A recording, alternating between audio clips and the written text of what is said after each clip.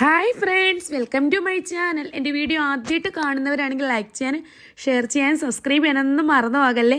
എന്നെ ഇതുവരെ സപ്പോർട്ട് ചെയ്യുന്ന നല്ലവരായ എല്ലാ കൂട്ടുകാർക്കും ഒരിക്കൽ കൂടെ താങ്ക് യു സോ മച്ച്. ഇനി നിങ്ങളുടെ സപ്പോർട്ട് ഉണ്ടാകുമെന്ന് പ്രതീക്ഷിക്കുന്നു. അപ്പോൾ നമുക്കൊന്ന് വളരെ സിമ്പിളായിട്ട് തന്നെ ഒരു പാസ്ത ഉണ്ടാക്കിയാലോ.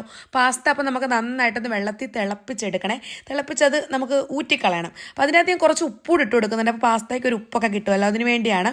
അതിനുശേഷം ഞാനിവിടെ എടുത്ത് വെച്ചിട്ടുള്ള എന്തൊക്കെയാണെന്ന് കാണിച്ചത്, ഒരു തക്കാളി, ക്യാപ്സിക്കം, അതുപോലെ തന്നെ സവാള, പച്ചമുളക്, മല്ലിയില, പുതിനയില, ഇത്രയും സാധനങ്ങൾ ചെറിയ പീസായിട്ട് ഇവിടെ കട്ട് ചെയ്ത് വെച്ചിട്ടുണ്ട്.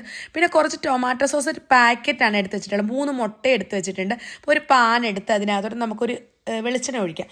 അതിനുശേഷം നമുക്ക് കടുക് പൊട്ടിച്ച് വളരെ സിമ്പിളായിട്ട് ഉണ്ടാക്കാം.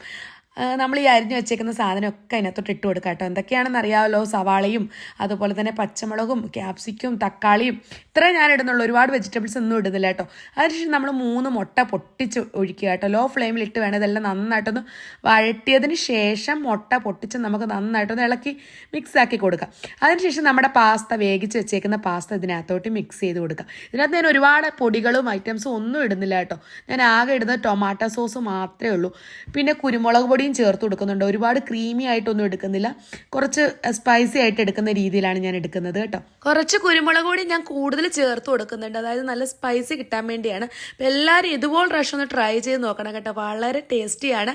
എന്നിട്ട് എനിക്ക് ഫീഡ്ബാക്ക് അയക്കണേ. അപ്പം എൻ്റെ വീഡിയോ ഇഷ്ടപ്പെട്ടു വേണമെങ്കിൽ ലൈക്ക് ചെയ്യാനും ഷെയർ ചെയ്യാനും അതുപോലെ തന്നെ സബ്സ്ക്രൈബ് ചെയ്യാനൊന്നും ആരും മറന്നു പോകരുത്. ഇതുപോലുള്ള അടിപൊളി വീഡിയോയുമായി നമുക്ക് നെക്സ്റ്റ് കാണുന്നത് വരെ ബൈ ബൈ. Thank you.